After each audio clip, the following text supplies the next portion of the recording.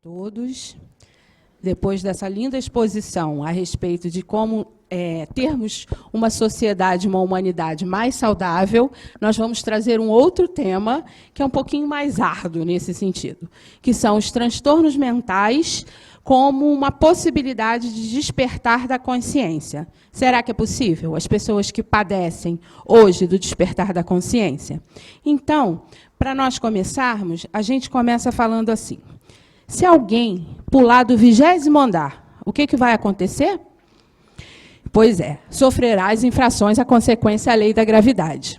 Assim, é aquele que cometeu atos, teve ou estimulou outros a pensamentos e sentimentos, ou, de alguma forma, praticou ou influenciou que se praticassem atos transgressores às leis de Deus ou natural. Do mesmo modo, sofrerá os efeitos desse delito: desorganização do pensamento, dos sentimentos e do comportamento, e alienação mental. Devido às fortes emoções que são vivenciadas pelo espírito, são consequências à violação às leis divinas. O efeito não é imediato, como saltar de um andar. Contudo, ele não vem como castigo, mas como educação pelo espírito. Muitas vezes é difícil da gente entender isso, quando lida e tem que conviver com essas dores e esses conflitos. André Luiz, no livro O Mundo Maior, ele tem um trecho que ele cita assim, falando dos transtornados do pensamento, que é o nome que ele dá aos transtornos mentais na década de 40. É alguém que procurou forçar a libertação do aprendizado terrestre, por indisciplina ou ignorância. A princípio, são meros descontentes e desesperados. Pouco a pouco, no entanto, transformam-se em doentes mentais de variadas gradações, de cura quase impossível, portadores que são de problemas inextricáveis e ingratos, imperceptíveis frutos da desobediência. Começam por arruinar o patrimônio fisiológico que lhes foi confiado na crosta da terra e acabam empobrecidos e infortunados. Diversas são as formas que a misericórdia divina encontra de reconduzir o desobediente aos caminhos retos. O objetivo do espírito é evoluir e tornar-se puro. Não seriam necessários os transtornos, contudo, eles são mecanismos da lei de Deus, para que o espírito obedeça à lei do progresso, pois somente através do desenvolvimento intelectual e moral, sendo o desenvolvimento moral decorrência do desenvolvimento intelectual, poderá o homem distinguir o bem do mal. Isso a gente encontra lá em Kardec, na questão 780 do Livro dos Espíritos. Nesse processo, a consciência de si começa a produzir seus primeiros frutos, analisando as trilhas percorridas e, assim, o arrependimento de ter afrontado amar a Deus acima de todas as coisas e ao próximo como a si mesmo, vai conduzindo o espírito à necessidade íntima de transformar-se. Portanto, retornar à condição de equilíbrio depende do arrependimento, entendendo o arrependimento como reconhecimento a ter ofendido a lei e, consequentemente, buscar reparar com aqueles ou naqueles sentimentos que ocasionaram o desvio. Contudo, há os que, mesmo com o desenvolvimento intelectual, aprisionam-se às paixões, às sensações físicas, aos vícios e, como disse André Luiz, buscam forçar a libertação do aprendizado terrestre, por ignorância ou por indisciplina. Nestes, o transtorno mental tende a se desenvolver e atender à urgência em frear um espírito desobediente. Seu corpo fisiológico terá todos os estímulos disparadores para acionar esse freio. O Manual Diagnóstico e Estatístico de Transtornos Mentais, que todos nós conhecemos como DSM-5, ele define um transtorno mental.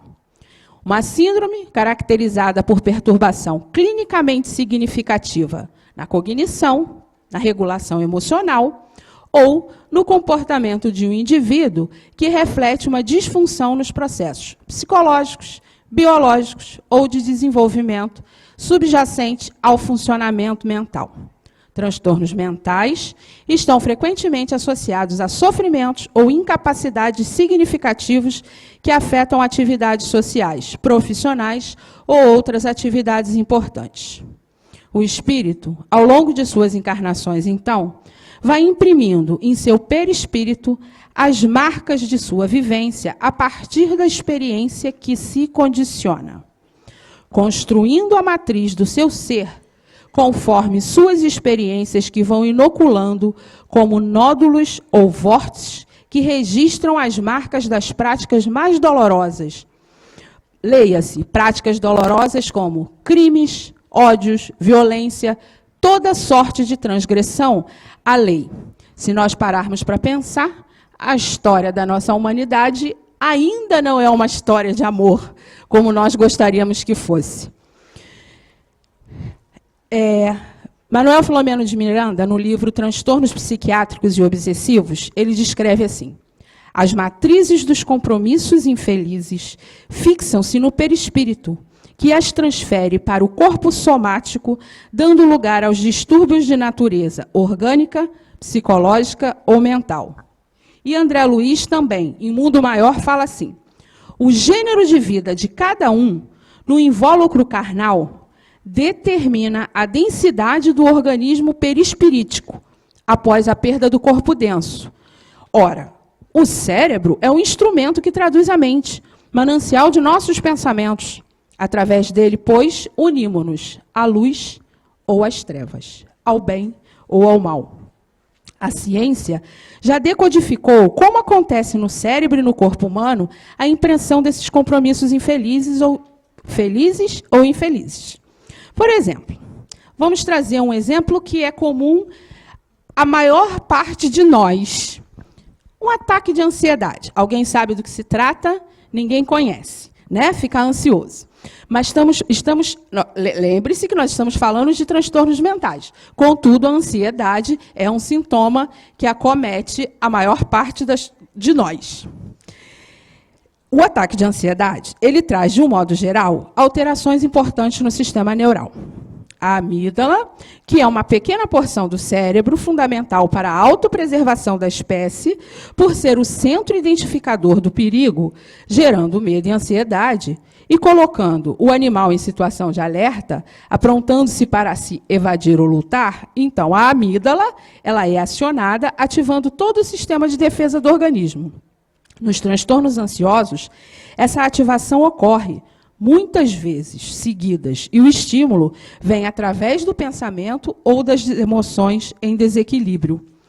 Considerando que a amígdala também é responsável pelo armazenamento de memórias afetivas, se ela é estimulada, mesmo sem a consciência lúcida dar-se conta do estímulo, ela desencadeia todo o processo de defesa ou evasão, provocando a crise de ansiedade.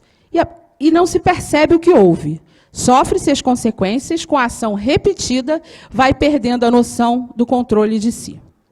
No organismo, após o sinal de alerta ser emitido pela amígdala, o que ocorre? Boca seca, taquicardia, respiração curta e rápida, sudorese, dor de cabeça, tremores, aquilo tudo que quem passou por uma crise de ansiedade sabe como funciona.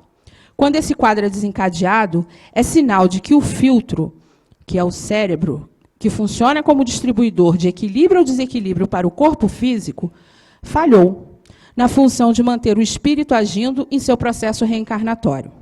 Daí vem dores, perturbações, cobrando a retomada do caminho do Pai.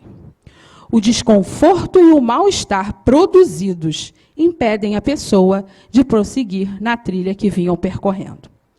Eis o freio da vida. Quantos dos profissionais aqui presentes já não ouviram daquele que adoeceu por ansiedade e que foi diagnosticado com algum tipo de transtorno de ansiedade mencionar que até estava passando por uma fase boa da vida, ou que no dia que teve a primeira crise não teve nenhum aborrecimento extraordinário? Isso não é regra, mas é comum acontecer. A inscrição genética é um fator de predisposição. Caso o espírito encarnado retome sentimentos e ações de acordo com as vivências de outrora, que provocaram o desequilíbrio de forma intensa, trazendo prejuízos a si e aos outros, tudo de acordo com sua necessidade de reajuste, abre-se a brecha para o desencadear do transtorno devido à insistência em se manter afastado da lei. Por exemplo, vamos trazer um exemplo para ver se fazer um desenho na nossa mente. Uma das características das pessoas que padecem de ansiedade é ser perfeccionista. Além da genética para a ansiedade, há os caracteres sentimentais e ambientais envolvidos.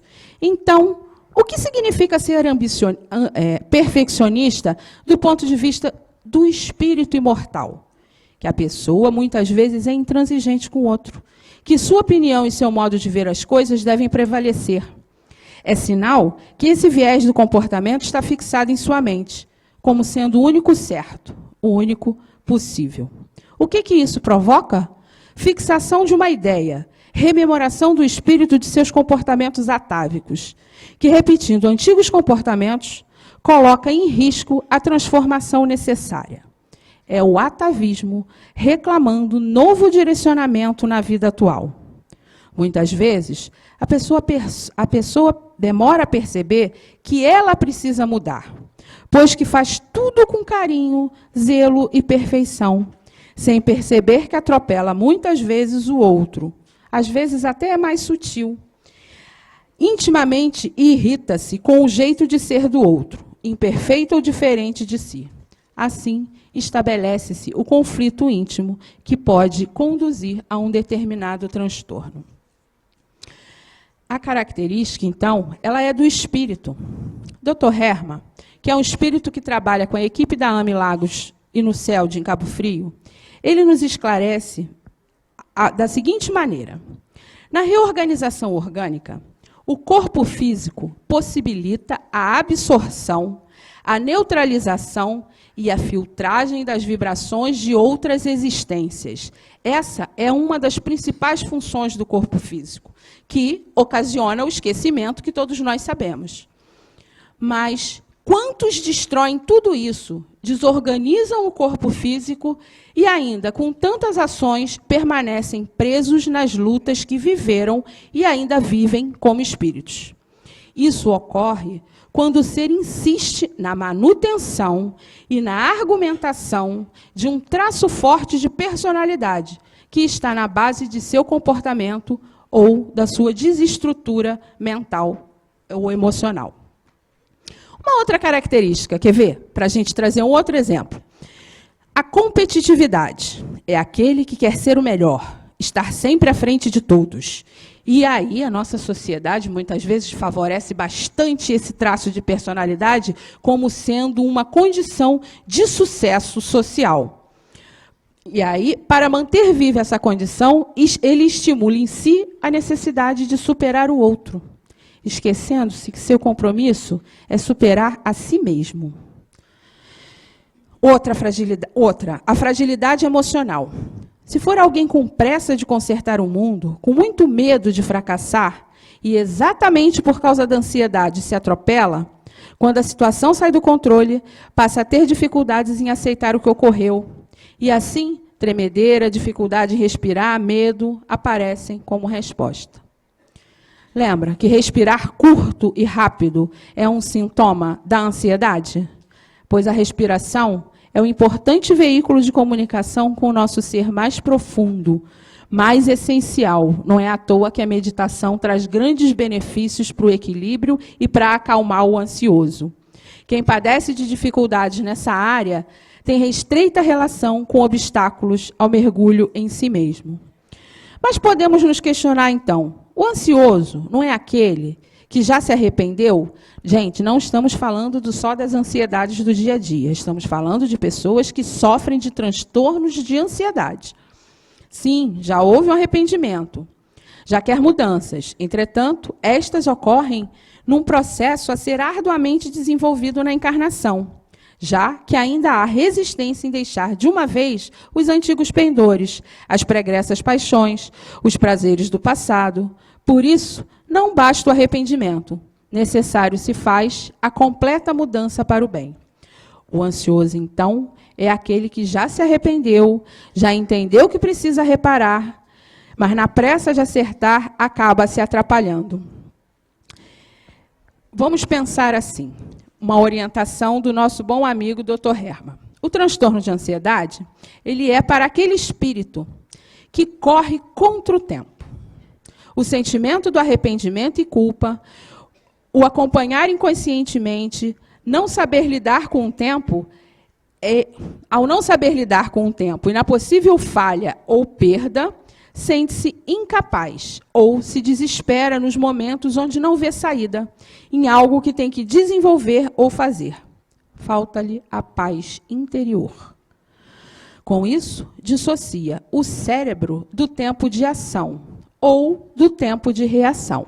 E aí a gente pode entender, tempo de ação é aquele que tem um projeto, um programa, uma organização e uma disciplina na vida. Então, são aqueles que ficam ansioso, mas que conseguem organizar e desenvolver a própria vida. Até porque a ansiedade ela é fundamental para que a gente desenvolva uma série de projetos e de atividades. E os que ficam no tempo de reação, que são os que têm culpa, reprogramação, reorganização e indisciplina.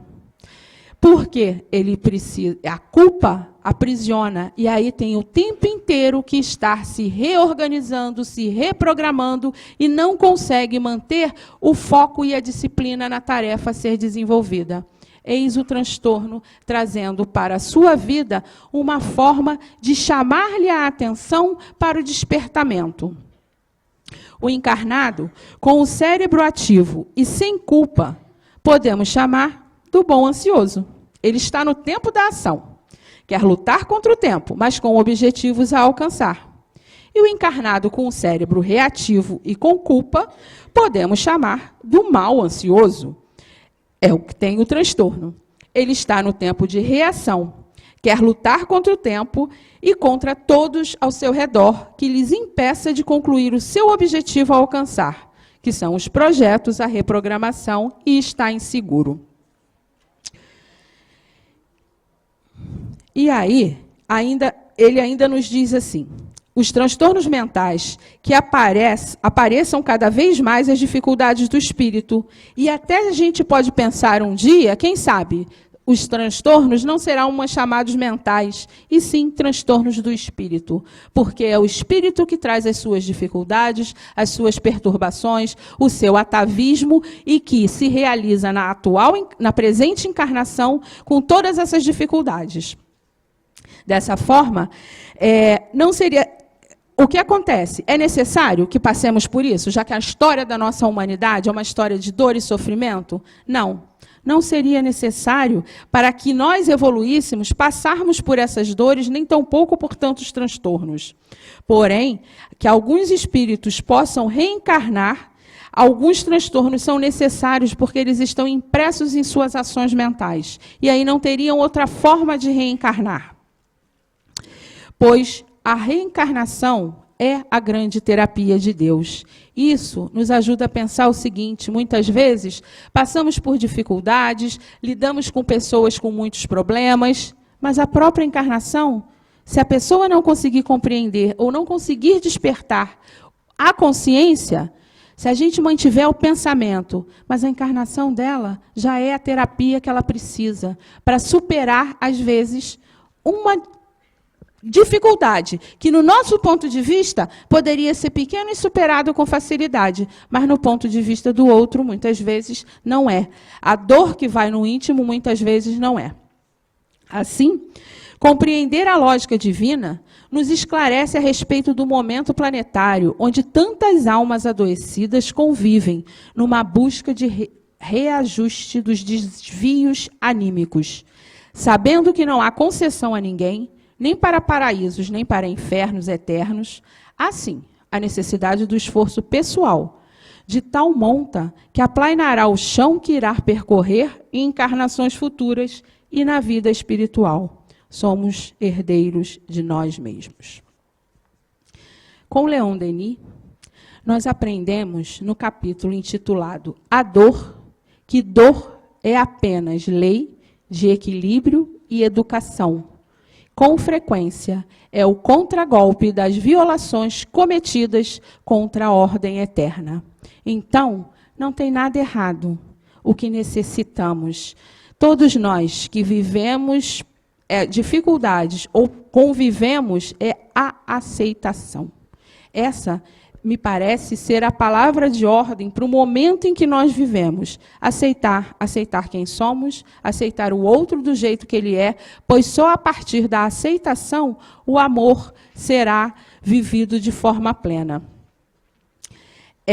Porque enquanto afrontarmos outro ser humano, a lei divina cobrará o seu preço. Quando se mata, rouba, trai, ofende, avilta, é a lei divina que a gente está ofendendo.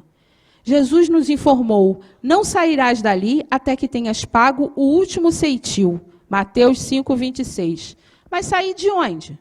Do ponto que se cometeu a ofensa. De onde e como aquela ofensa foi cometida. E assim, dentro do processo evolutivo, a lei divina sempre convida amorosamente para que haja o reajuste, o pagamento da dívida. Entretanto, muitos ainda são surdos a esse clamor. Mecanismos divinos, então, são usados para o exercício na alma humana, através dos próprios meios de queda, para ajudar aquele que está em desarmonia consigo a voltar ao regaço do eterno. Um desses mecanismos é desenvolver o sentimento. E o mecanismo de Deus, se o sentimento não foi desenvolvido de forma a participarmos harmoniosamente da lei maior, a dor promoverá esse caldo de sentimentos necessários para que a transformação aconteça. A gente sabe que a dor física, ela produz sensações, mas a dor moral, ela provoca o sentimento. A dor física estimula o pensamento e o raciocínio, quando, para libertar-se da dor, o ser precisa ir em busca de auxílio, de mudanças que promovam o alívio da dor. Parte-se, então, em busca de soluções. Do mesmo modo, o sofrimento moral. Contudo, para o alívio deste, é mister que se busque soluções em si mesmo, procurando conhecer-se, procurando encontrar no íntimo de sua alma reclamação que convide à transformação. Ainda em Leon Denis, temos, em nossos esforços dolorosos para a maior grandiosidade da vida, os valores mórbidos transmutam-se em forças morais. Nossas necessidades são instintos em união que se concretizam em novos sentidos para adquirir mais poder e conhecimento. Poder e conhecimento de si, antes de tudo. Como esse movimento se traduz em ações? Vamos pegar outros exemplos nos transtornos mentais, agora relacionados àqueles que sofrem de alguma fobia, que sentem, por exemplo, pavor de alguns objetos, ou de algumas situações como as sociais. Pensemos na fobia social. Indivíduos que sofrem de modo desproporcional à situação social apresentada. Esse transtorno obedece aos critérios diagnósticos elencados pelos transtornos de ansiedade. Isto é, o medo está presente de forma intensa. Temor de ser ridicularizado, de ser chamado de maluco, estúpido, desagradável, e ainda os sintomas físicos, ruborizar, tremer, tropeçar nas palavras, ou mentais, dar brancos, enfim. Muitas vezes, esse tipo de transtorno afeta aquelas pessoas que têm importante função na área social, músicos, atores, professores, entre outros. Também é muito comum se manifestar na apresentação de trabalhos acadêmicos. Alguém discorda que ficar demasiadamente nervoso, a ponto de fugir, tremer, ter suores, calafrios, dor de cabeça, entre outros, provoca grande sofrimento? Especialmente quando se torna um padrão para estar em público? Pois bem, para não permanecer na dor, no sofrer, essa pessoa terá que buscar auxílio, não é verdade? Tratamento médico, psicológico e até espiritual. O tratamento favorecerá o contato consigo, com suas emoções, com seus resquícios reencarnatórios, mesmo que não se tenha consciência lúcida. Ao olhar para dentro de si, as dores da alma, os desconfortos existenciais, surgirão e começarão a indicar o caminho de volta. O tipo e a qualidade do tratamento é muito importante. Mudar o pensamento e o sentimento é o que a doutrina espírita nos sugere o tempo inteiro. Então, esse ser que provocou a queda de outros em encarnações passadas ou pode ter destruído vidas, talvez ele não precise saber exatamente o que ele fez. Basta para isso que o sentimento que lhe toma de assalto, o pavor de estar em público. E sim, essas ideias, esses pensamentos que aparecem nessa hora, esses podem e devem ser investigados.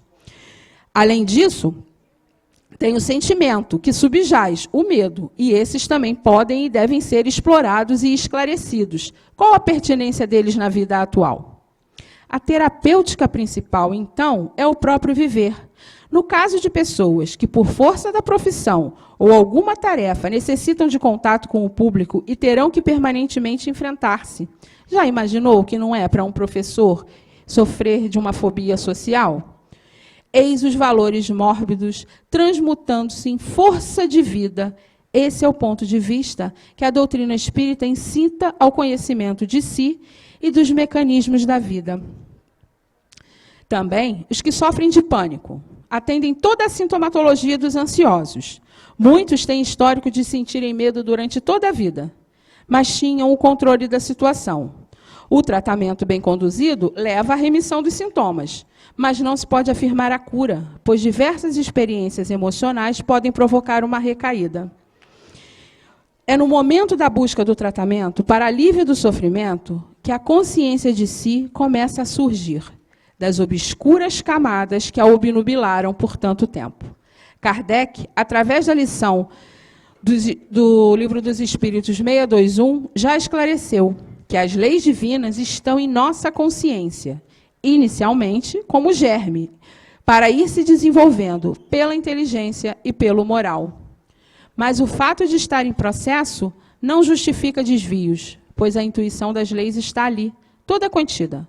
Aqueles que delas se desviam negligenciaram seu sentido íntimo, usaram o livre-arbítrio para justificar o exercício dos excessos, que alimentam paixões, vícios e desvarios de toda ordem, estimulados pelo orgulho, egoísmo ou vaidade.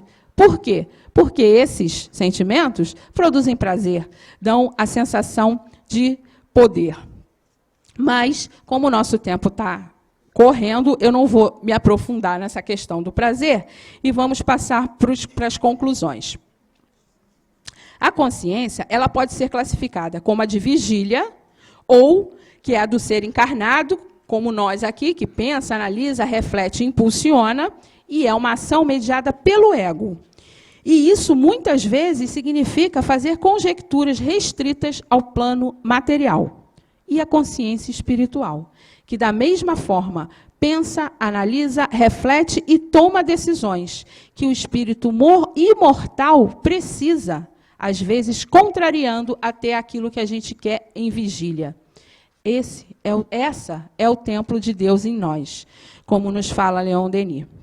Os transtornos mentais, por serem expiações diante da rebeldia renitente, podem ser um dos caminhos que o Criador oportuniza para o despertar da consciência espiritual, desde que a noção de arrependimento e reparação estejam imbricadas. Por isso, o tratamento que leva em consideração o transtornado buscar a prática do bem terá eficácia real para o espírito imortal. Vamos lembrar daqueles que faliram, como, por exemplo, alguns que incitaram os outros à morte ou, de uma certa forma, praticaram atos que levaram essas pessoas à morte? Então, esses podem ser hoje alguns de nós que estamos aqui, médicos, psicólogos, se não profissionais direto da área de saúde, aqueles que nas casas espíritas trabalham no atendimento fraterno, ouvindo, aprendendo a desenvolver em si o sentimento e acolher a dores dos outros, ou, se não são espíritas, que trabalham em entidades como Centro de Valorização da Vida. Ninguém faz nada que não precise fazer para o seu desenvolvimento espiritual. Para os que faliram conduzindo, por exemplo, seus irmãos, às vezes, ao ridículo, ou assinaram grandes acordos que promoveram graves prejuízos a elevado número de pessoas, ou ainda fizeram da oratória e carisma pessoal exercício de divulgação de ideias maléficas ou perniciosas, alimentando mentes com lixo mental, para esses, a tarefa, às vezes, de representar ou promover a harmonia nas almas, através do belo e do bem. Levar o Evangelho de Jesus, fazer campanhas que esclareçam para que as pessoas sejam respeitadas em suas singularidades. São exercícios de cura para a alma dorida. Portanto, a terapêutica para aqueles que têm uma doença dessa ordem mental é trabalhar, às vezes, justamente naquilo que eles têm medo. Se ele não consegue estar lá à frente, ajudando, cooperando com aqueles irmãos que sofrem de forma semelhante a eles. Que Jesus abençoe a todos nós. Obrigada.